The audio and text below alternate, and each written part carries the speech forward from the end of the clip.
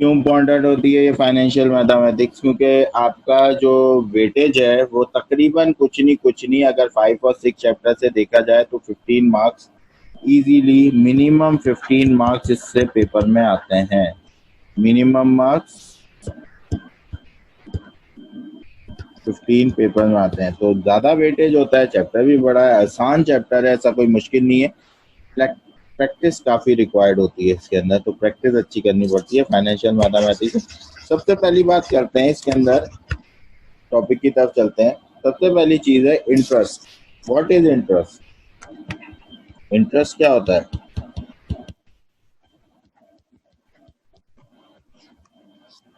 Interest interest एक additional amount होता है आपकी रकम के ऊपर। अब वो रकम आपने किसी को उधार दी है, लाइक आपने मुझे 10,000 रुपये उधार दिए। अब वो 10,000 रुपये पे आपने मुझे कहा कि भाई 6 महीने बाद आप वापस कर देना, 6 महीने बाद आप वापस कर देना ये मुझे 12,000 रुपये। तो अब ये 10,000 रुपये जो है वो तो मेरा प्रिंसिपल है। ओरिजिनल अमाउंट, एक्चुअल अमाउंट जो होता है वो कहलाता है प्रिंसिपल। तो इस 10,000 की रकम जो मैंने बोरोइंग अमाउंट जो है, जो मैंने उधार ली है, बोरोइंग अमाउंट जो है वो है 10,000 रुपये। तो ये बोरोइंग अमाउंट या एक्चुअल रकम जो है ये प्रिंसिपल कहलाती है। सही है ना? ये कहलाती है प्रिंसिपल। सही है। इसके ऊपर आपने बोला कि भाई इसको 6 मंथ में या 1 साल में वापस कर देना। अब 1 साल में पीरियड जो है वो पीरियड इसके अंदर एन या टाइम, पीरियड को एन और टाइम कहते हैं। एन के नाम से भी डिनोट किया जाता है और टी के नाम से भी डिनोट किया जाता है। टाइम जो दे दिया वो 1 ईयर का दे दिया। और ऊपर पैसे कितने मांगे? रेट ऑफ इंटरेस्ट कहलाता है वो। इंटरेस्ट रेट, रेट इंटरेस्ट कितना मांगा? 20% इंटरेस्ट रेट मांगा 10,000 रुपये पे। अब आपको इंटरेस्ट कैलकुलेट करना है। आपके 10,000 रुपये पे 20% इंटरेस्ट मांगा तो 2,000 रुपये मांगा। सही है ना? 12,000 रुपये वापस मांगे आपसे। तो वो जो अमाउंट होता है वो एक्यूमुलेटेड अमाउंट कहलाता है। एक्यूमुलेटेड अमाउंट, जो रकम आपने वापस करी 12,000 रुपये। ठीक है ना? आपका बोरोइंग अमाउंट था 10,000 रुपये, ये प्रिंसिपल था एक्चुअल अमाउंट। आपको कहा 1 साल में 12,000 रुपये वापस करना, तो 1 साल में 12,000 रुपये वापस करेंगे। तो ये जो एडिशनल अमाउंट है ना 10,000 के ऊपर, ये 10,000 से जो 12,000 रुपये, तो इसके ऊपर ये जो एडिशनल अमाउंट आ रही है ना 2,000 की, 10,000 में ये जो एडिशनल अमाउंट आ रही है 2,000 रुपये की, ये 2,000 रुपये की अमाउंट, ये एडिशनल अमाउंट क्या कहलाता है? ये एडिशनल अमाउंट को कहते हैं इंटरेस्ट। ठीक है ना? अब इसके अंदर बात आ जाती है, पहली चीज थी इंटरेस्ट। सही है ना? इंटरेस्ट हमने क्लियर हो गया कि एडिशनल अमाउंट होती है आपके पैसों के, आपकी रकम के ऊपर जो एडिशनल अमाउंट आपको इन्वेस्टमेंट के थ्रू मिलती है। कहीं भी आप इन्वेस्टमेंट करते हैं और उसमें थ्रू एडिशनल अमाउंट मिल रही होती है, वो भी इंटरेस्ट ही होता है। ठीक है ना? अब बात हो जाती है यहाँ, अब हमारे पास इंटरेस्ट, मेन हम इंटरेस्ट के अंदर इधर दो चीजें पढ़ेंगे, दो तरह के इंटरेस्ट मेनली हम पढ़ेंगे। एक पढ़ेंगे सिंपल इंटरेस्ट, एक पढ़ेंगे कंपाउंड इंटरेस्ट। अब इंटरेस्ट के अंदर हम, इंटरेस्ट क्या है? इंटरेस्ट एक सिंपल सी डेफिनेशन है। इंटरेस्ट क्या है? इंटरेस्ट एक एडिशनल अमाउंट है हमारी रकम के ऊपर। ठीक है ना? अब सिंपल इंटरेस्ट और compound interest. Simple interest ALD पे कैलकुलेट होता है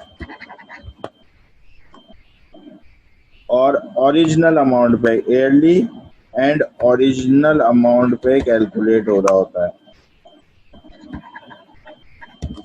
और इसके अंदर क्या होता है? पीरियडिकली कंपाउंडिंग हुई भी होती है। जो पीरियड आप सेट करते हैं पीरियडिकली कंपाउंडिंग हो जाती है। कंपाउंड इंटरेस्ट पीरियडिकली कंपाउंडिंग हो जाती है इसकी, जैसे कि सिंपल इंटरेस्ट 1 साल का इंटरेस्ट है, 10,000 रुपये दिए तो 1 साल का इंटरेस्ट कितना हो गया, 11,000 रुपये, और ओरिजिनल अमाउंट पे इंटरेस्ट लग रहा होता है। तो हर साल अगर 5 साल बाद पैसे देने तो हर साल जो इंटरेस्ट कैलकुलेट होगा वो 1,000 रुपये ही होगा, ओरिजिनल अमाउंट पे इंटरेस्ट होता है। बट कंपाउंड इंटरेस्ट में पीरियडिकली किस तरीके से होता है, फॉर सपोज एग्जांपल ले लेते हैं दोनों की,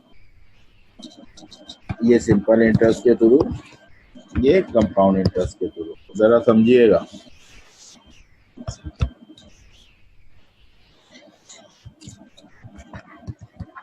सिंपल और कंपाउंड इंटरेस्ट की जरा एग्जांपल देख लें। सिंपल इंटरेस्ट के थ्रू मैंने 10,000 रुपये उधार लिए 10% पे, याद रखिएगा 10,000 रुपये लिए 10% इंटरेस्ट पे। कंपाउंड इंटरेस्ट के थ्रू भी 10,000 रुपये 10% इंटरेस्ट के लिए, 10% इंटरेस्ट पर एनम पे, तो 10,000 रुपये लिए 10% इंटरेस्ट पर एनम पे, सही है ना। तो 5 साल के लिए, सही है ना। तो पहले साल 10,000 रुपये आए, तो पहले साल का इंटरेस्ट ईयर 1 का इंटरेस्ट कितना निकलेगा,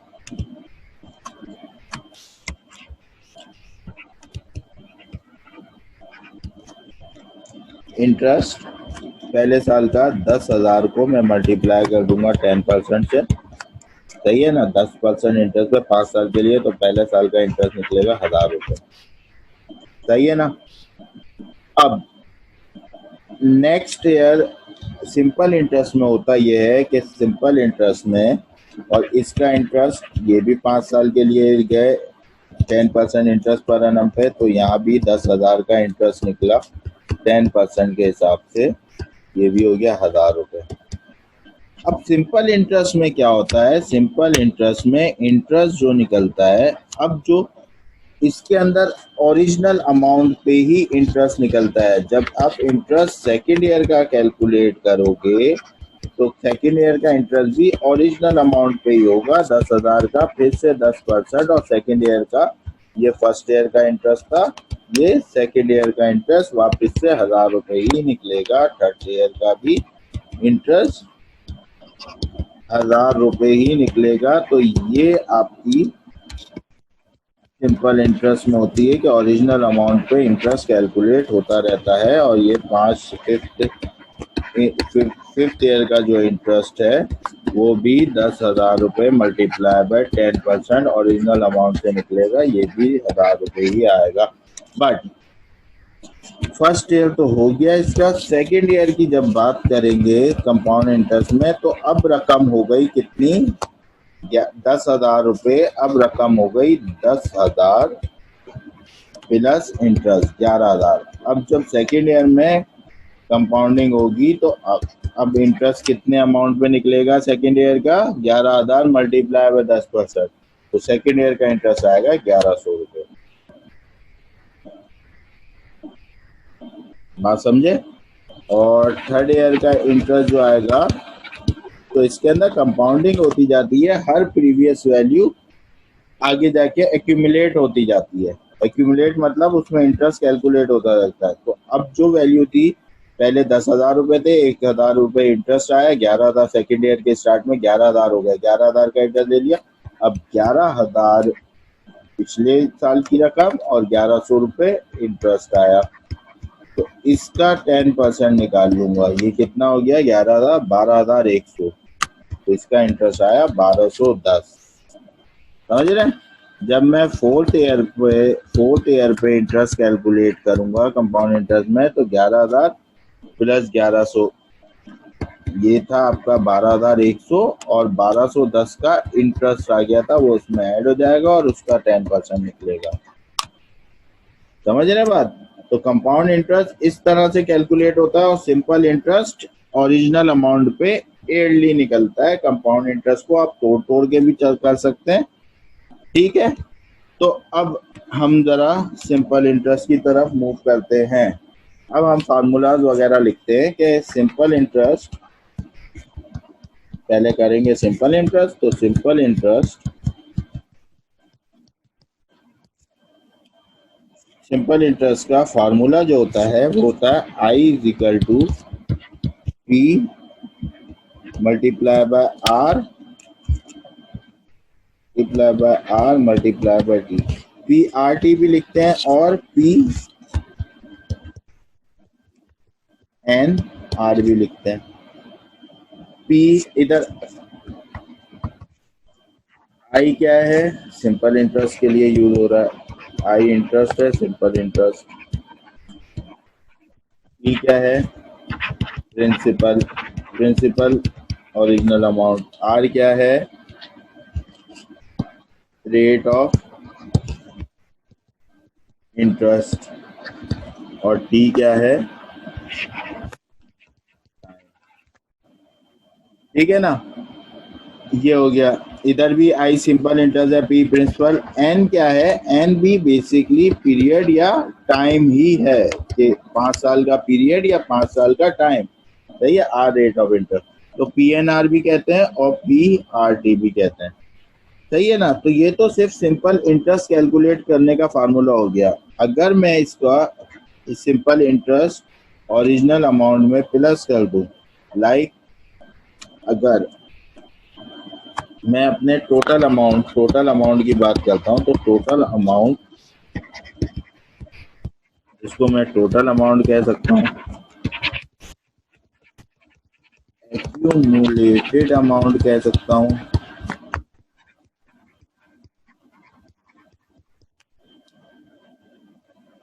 आपकी बुक इसको कुछ इसको आपको आपकी स्टडी टैग इसको एस के नाम से या सम ऑफ अमाउंट के नाम से कैलकुलेट करती है, सम ऑफ अमाउंट, सही है ना, एस के नाम से। वैसे कुछ बुक्स इसको ए के नाम से भी लेती हैं, सही है ना, एक्यूमुलेटेड अमाउंट के नाम से। तो आपकी बुक इसका फार्मूला, अगर ये इसका फार्मूला देखा जाए तो इसके अंदर प्रिंसिपल प्लस इंटरेस्ट होता है। इसका रेशियो, ये फार्मूला जो होता है S is equal to P plus I होता है। और सिर्फ कैलकुलेट करने के लिए ये फार्मूला इस तरह से लिखा जाता है, S is equal to P 1 plus N R, सही है ना। ये सिंपल इंटरेस्ट का एक्यूमुलेटेड अमाउंट मालूम करने। ये एक्यूमुलेटेड अमाउंट क्या मतलब, ये डायरेक्ट एस का मतलब है, ये डायरेक्ट बताता है आपका प्रिंसिपल ओरिजिनल अमाउंट और इंटरेस्ट एक साथ, ठीक है ना। तो एस क्या है, एस पी प्लस आई, और एस निकालने का फार्मूला क्या होता है, S is equal to P 1 plus N R. ये सिंपल इंटरेस्ट में फार्मूला होता है, ठीक है ना। एग्जाम्पल करते हैं इसकी।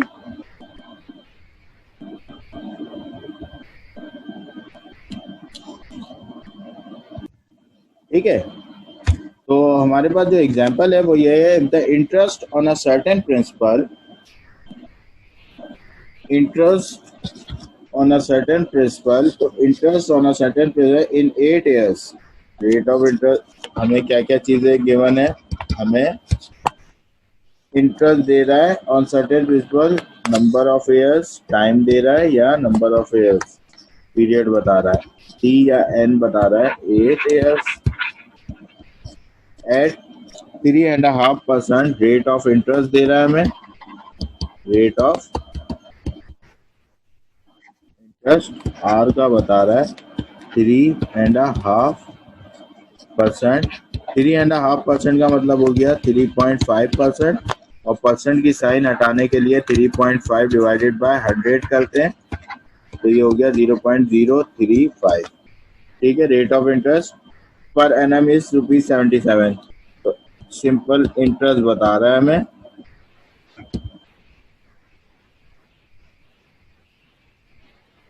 यहाँ इफ द सिंपल इंटरेस्ट जरूर लिख लीजिएगा, क्योंकि यहाँ डिनोट नहीं किया हुआ।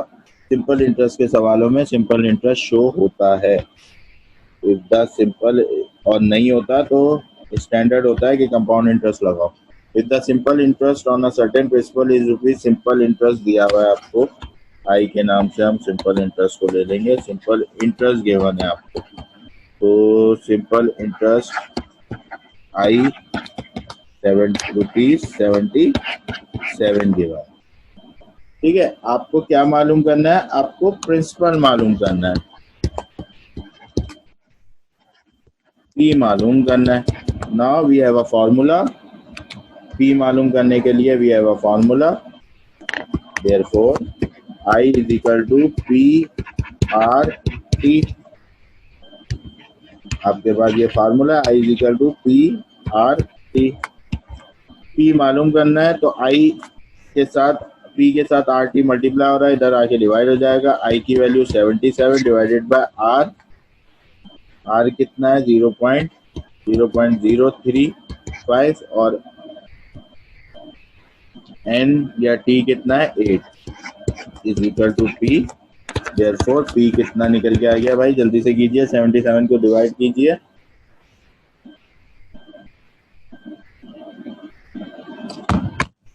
P is equal to 275.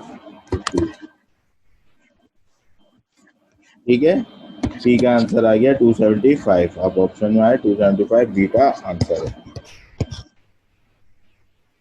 ठीक है भाई, तो ये आपने सिंपल इंटरेस्ट शो करा. देखें सवाल को जरा.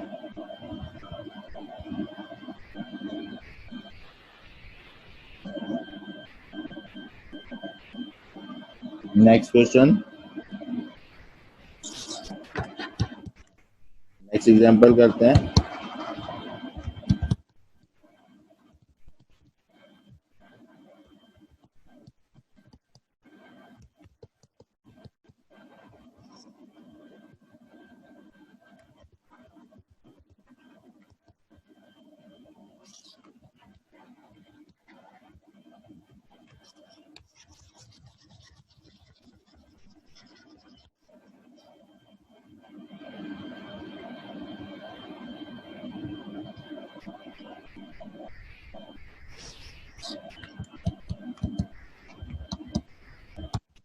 Find the time in which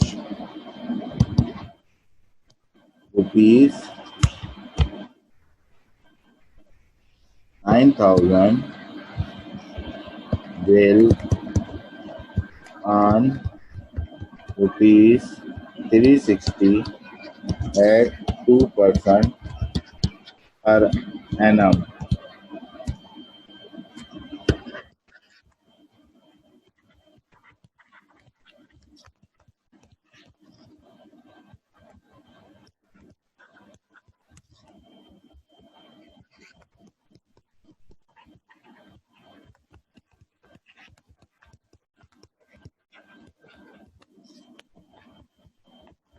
निकालें. Find the time.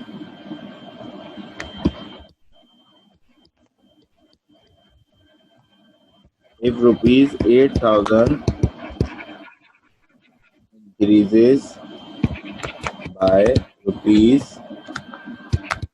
1,200 in 5 years, find the rate percent per.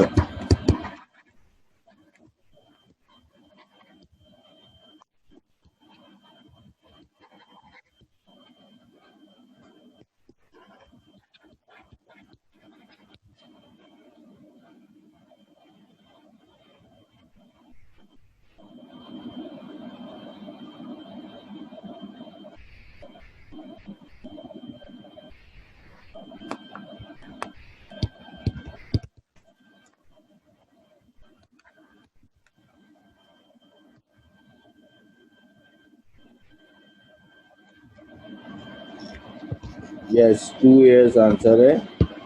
ठीक है, किसी से नहीं हुआ हो तो पूछ लेना, और हो गया हो तो आगे बढ़ते जाना भाई.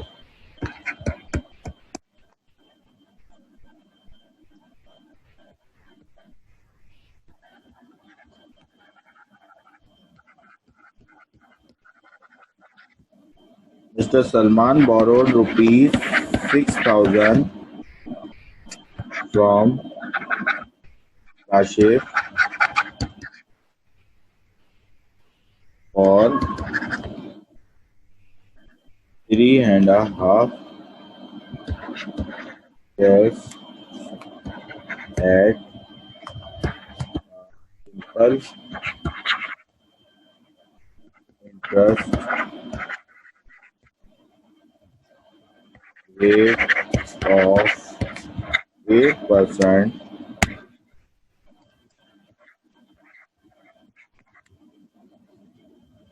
per annum. How much Salman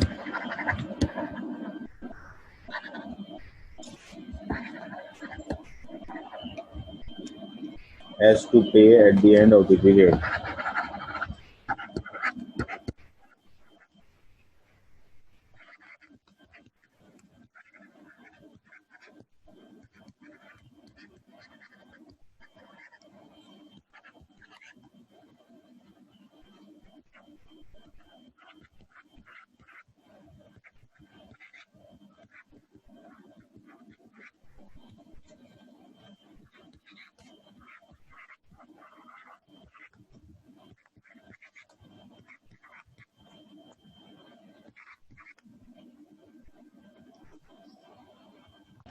इसके जो ऑप्शन है वो था 1.5%,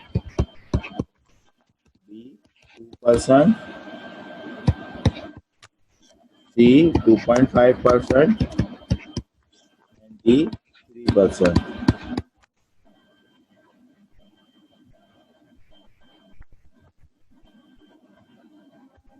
हाँ 3% इज इन करेक्ट आंसर। अच्छा, इसके बाद आपने ये वाला सवाल किया, मोहम्मद सलमान बोरोड ₹6,000 फ्रॉम काशिफ।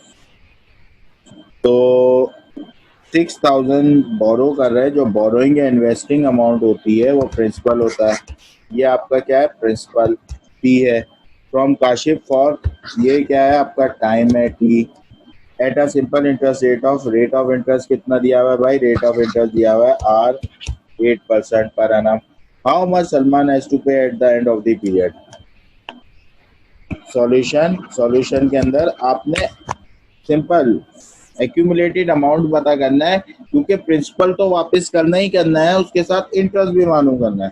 तो आप simple S is equal to P 1 plus N R use करें अगर, तो प्रिंसिपल अमाउंट कितना बोरो किया, 6,000 बोरो किया, 1 प्लस कितने साल में वापस करना है, 3.5 को, ये 3.5 को टाइम को 3.5 में लिख सकता हूँ, सही है। और रेट ऑफ इंटरेस्ट 0.08। आप सिंपल कैलकुलेटर में डाल दें 7680 आंसर आ रहा है। ये सम ऑफ अमाउंट है जिसके अंदर प्रिंसिपल भी है और इंटरेस्ट भी है। तो 4 का आंसर आ रहा है सी। आप इसको दूसरे तरीके से भी कर सकते थे, सिर्फ आई निकालते और प्रिंसिपल के साथ प्लस कर देते, ठीक है ना। लेकिन ये ज़्यादा इंटेलिजेंस अप्रोच है जो कि हमने यूज करी।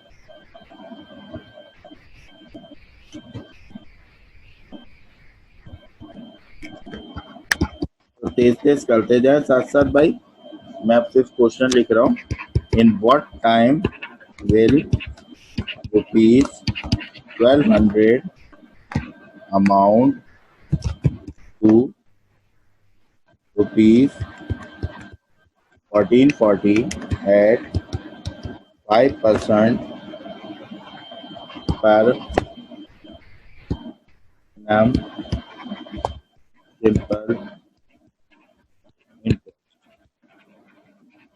तेज तेज कीजिए भाई। ऑप्शन है 3 years, 4 years, 3.5 years, 8 years।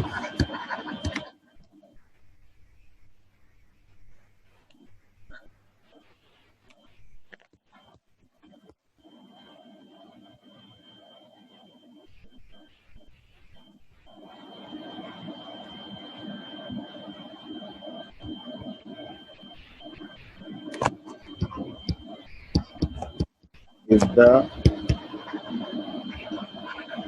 accumulated amount is rupees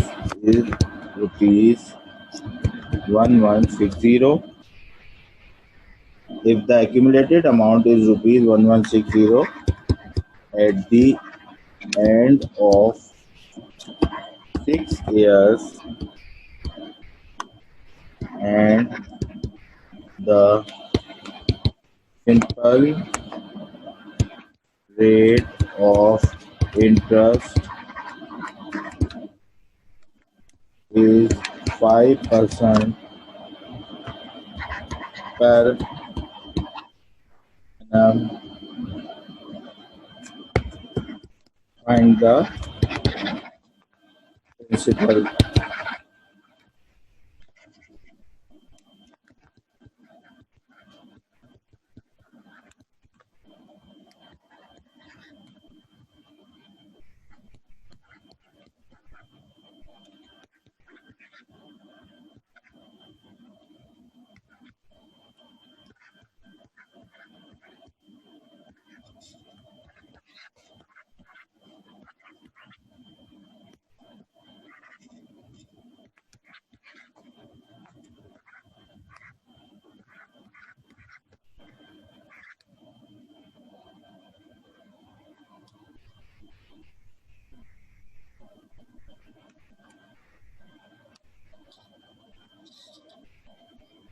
5 का option B 4 years correct answer था इसके अंदर. इन व्हाट टाइम, टाइम मालूम करना था. In what time will rupees 12 amount to rupees. तो ये 1200 अमाउंट जो है वो प्रिंसिपल है और ये ऐसे एक्यूमुलेट होके 440 हो गया. और रेट ऑफ इंटरेस्ट आपको कितना दिया हुआ था? 5%. तो आप सिंपल फार्मूले में H is equal to P 1+NR.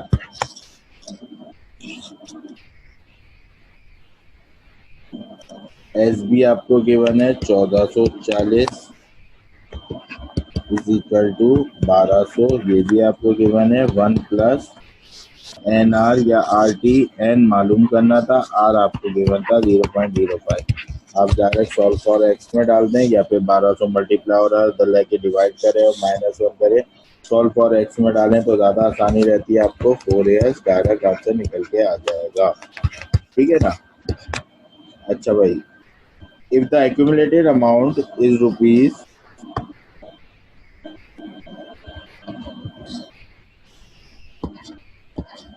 इसके अंदर क्या हो रहा है? If the accumulated amount is rupees, ये एक्यूमुलेटेड अमाउंट है, is rupees 1160 eight the end of 6 years. Eight the end of 6 years and the simple interest rate of 5%. ये हमारा डाटा है. रेट ऑफ इंटरेस्ट, टाइम, और ये हमारा what is the principal. Now we have a formula S is equal to P 1+NR. सही है. S accumulated amount given है 1.60. ये 1+NR मल्टीप्लाई हो रहा है, इधर लेके डिवाइड कर दिया. 1+N की वैल्यू 6, R की value 5%, 0.05 is equal to P.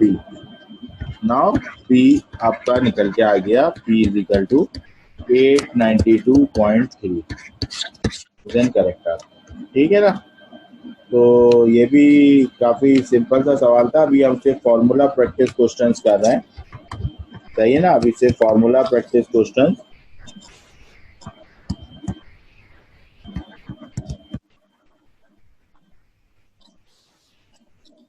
A sum of money becomes double. A sum of money becomes double in 20 years at simple interest in how many years will it be triple? Option A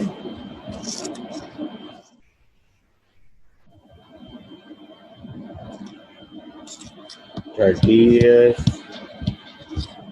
B 35 years, C 40 years, D none of these. Sum of money becomes double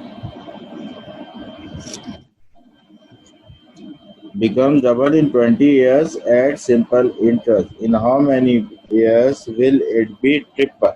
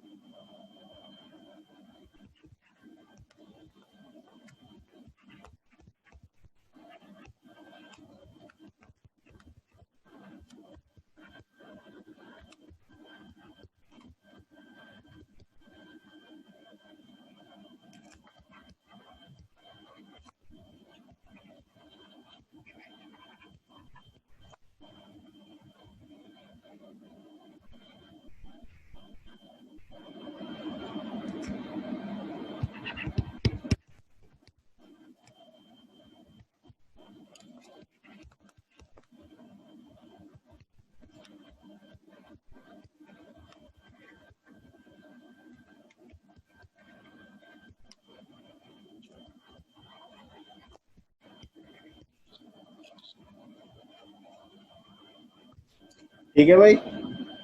A sum of money becomes double in 20 years at simple interest. SI का मतलब है ये simple interest लिखा हुआ है, simple interest, सही है ना, simple interest.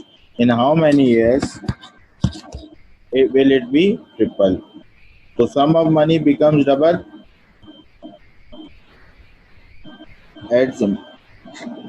तो इसका भाई सोल्यूशन जरा देख लें, ये मोस्ट इम्पोर्टेंट सवाल है।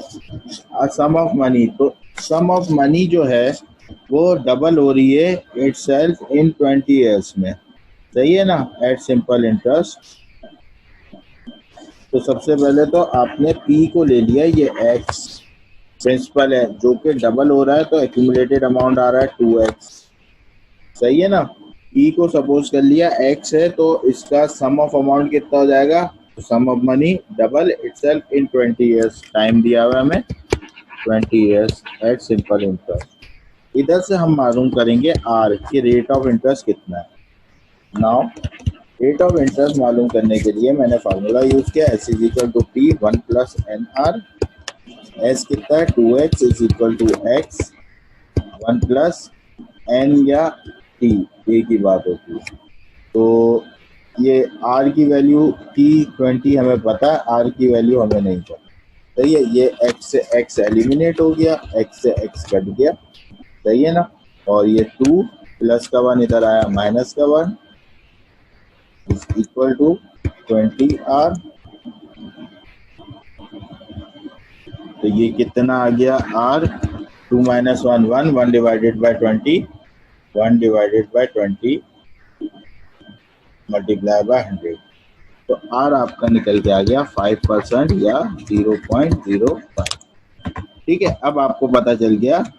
देयरफॉर आपसे पूछा क्या है कि मनी तो वही एक्स है, ये ट्रिपल कब होगी, सही है ना। एस 3x पूछा है, रेट ऑफ इंटरेस्ट हमें पता चल गया 5% के हिसाब से हो रहा है, कितने टाइम में ये ट्रिपल हो जाएगी। नाउ अपने खुद से फार्मूला लगाया, S is equal to P, S is equal to P 1 plus R T या एन आर। तो एस कितना है, ट्रिपल कितने अरसे में होगी, 1 प्लस आर की वैल्यू 0.05 टी। टी मालूम करना है, एक्स से एक्स कट गया, 3 माइनस 1 2, 2 डिवाइडेड बाय ये मल्टीप्लाई हो रहा है, इधर आके 2.05 इज इक्वल टू 2। 2 को डिवाइड करते हैं 0.05 से, 2 डिवाइडेड बाय 0.05, यहाँ आंसर आ गया। टाइम कितना लगेगा, 40 ईयर्स में मनी क्या हो जाएगी, ट्रिपल हो जाएगी। ठीक है भाई, ये आपके सोल्यूशन है क्वेश्चन नंबर 7 का, क्वेश्चन नंबर 7 का सोल्यूशन। ठीक है भाई, इस तरह ये बड़ा इंपॉर्टेंट सवाल है, इस तरह का सवाल पेपर में आता रहता है।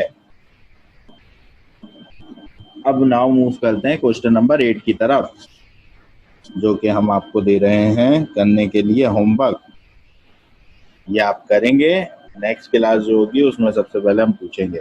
समझा देता हूँ मैं इसको। Mister Khan invest ₹3 lakh in the name of his 3 daughters.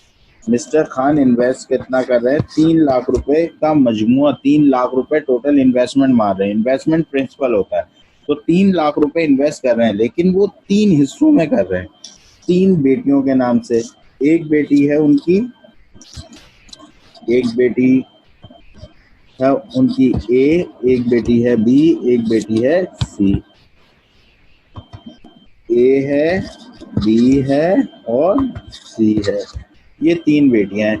In such a way that they get same amount, that they get, ये लिखा हुआ है same, that they get same, ये लिखा हुआ है SAME, same amount after 3, 4 and 5 years respectively. The rate of simple interest is 6%. तो भाई सबसे बड़ी डॉटर ए है, फिर बी है, बी सी है। ए को 3 साल बाद, बी को 4 साल बाद और सी को 5 साल बाद 6% इंटरेस्ट के हिसाब से जो पैसे मिले वो एक जितने मिले, तो इनके अकाउंट में कितना कितना इन्वेस्ट किया गया होगा। सही है ना कि ये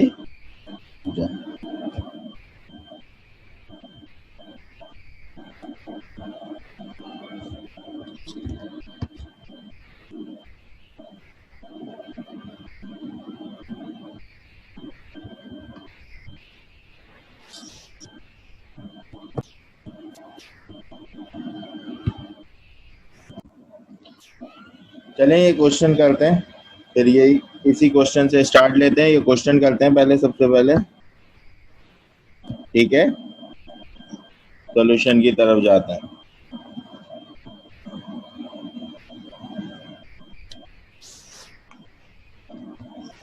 solution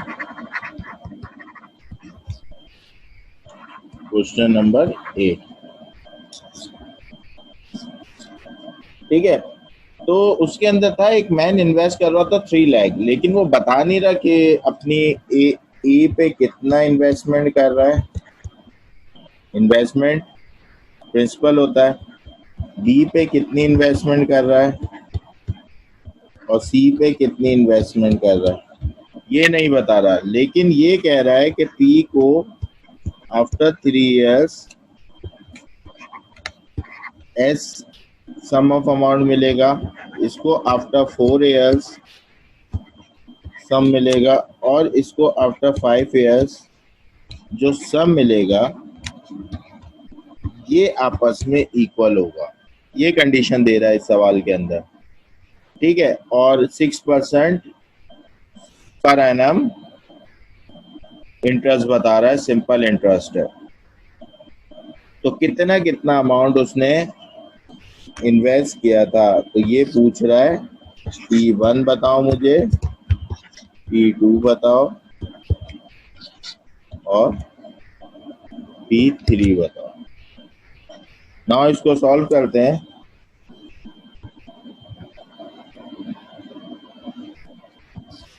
we know S is equal to P1 plus NR. Sum of amount for P1, P2 and P3 is same. तो इसको हम ले लेते हैं S हमारा X है, ठीक है, क्योंकि ये तो सेम है। तो मैं इसको कह देता हूँ फॉर डॉटर ए की बात करूं, for daughter A S is equal to P1 1 plus N1 R। Formula ये हो जाएगा, S को मैंने X ले लिया, is equal to P1 1 plus daughter A 3 साल, रेट ऑफ इंटरेस्ट 0.06। तो P1 बराबर आ गया, X के साथ ये चीज X के साथ यहाँ आके डिवाइड हो गई 1/1।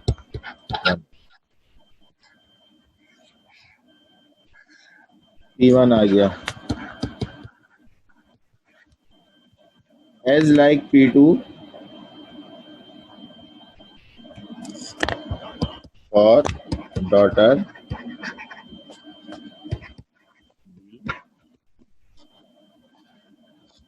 तो B के लिए क्या हो जाएगा भाई, S is equal to P2 1 plus N2 R।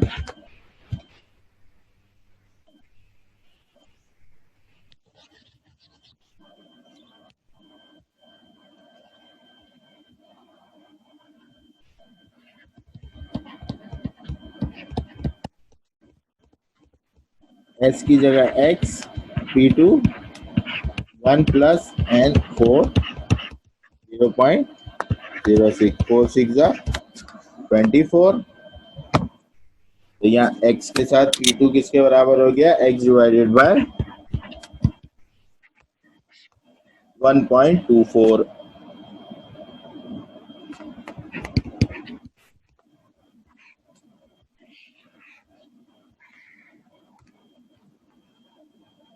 as it is for,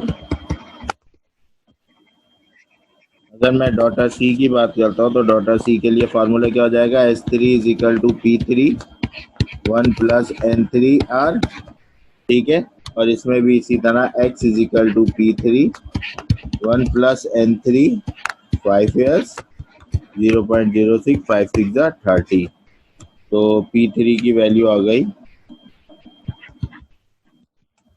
X divided by 1.30। P1 P2 और P3 देखिए,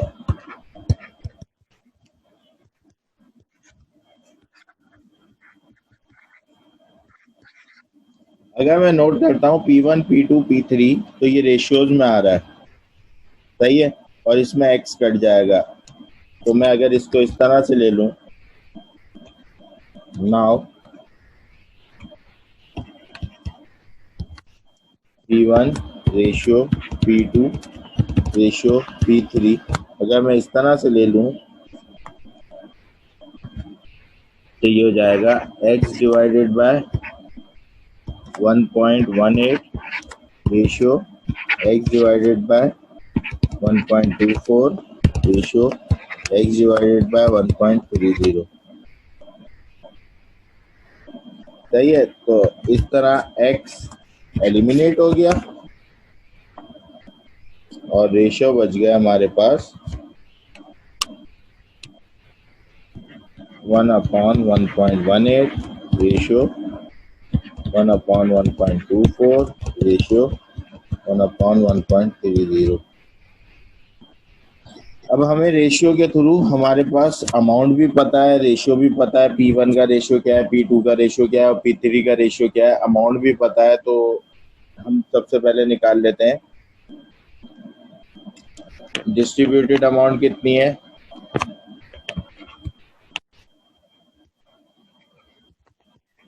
3 लाख डिस्ट्रीब्यूटेड अमाउंट है, सही है। टोटल रेशियो कितना है, total ratio 1/1.18 plus 1/1.24 plus 1/1.30 is equal to, इसको प्लस करा कितना आ गया, देखें कितना आ रहा है, टोटल रेशियो आ रहा है 2.42314। तो आपके पास अमाउंट भी मौजूद है जिसको आपने डिस्ट्रीब्यूट करना, रेशियोज टोटल रेशियोज भी। तरीकेकार क्या होता है, अगर मैं P1 का या डॉटर ए का रेशियो, देयरफॉर डॉटर ए का शेयर मालूम करूं, डॉटर ए शेयर, तो अमाउंट को मल्टीप्लाई करते हैं इसके ओन रेशियो से, डॉटर ए का रेशियो P1 वाला 1/18 डिवाइडेड बाय टोटल रेशियो, ये तरीकेकार होता है। डॉटर बी का निकालने के लिए डॉटर ए का कैलकुलेट करें, कैलकुलेटर है, डॉटर बी का ratio 3 lakh multiply by own ratio divided by total ratio.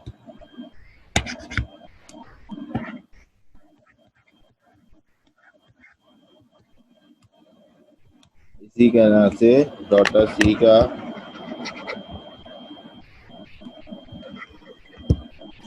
Daughter C share 3 lakh multiply by 1 divided by 1.30 whole divided by 2.42314। Calculator पे डालिए कितना आ रहा है,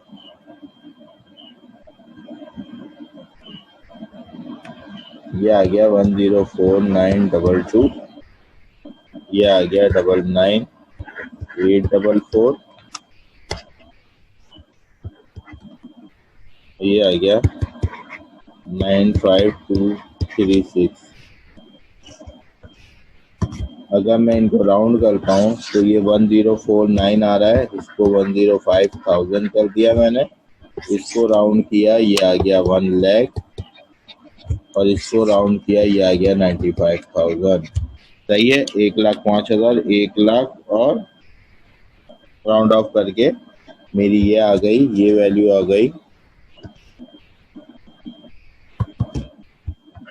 ये आ गया P1, ये आ गया P2 और ये आ गया P3। ठीक है भाई, ये हमने फाइंड आउट कर लिया।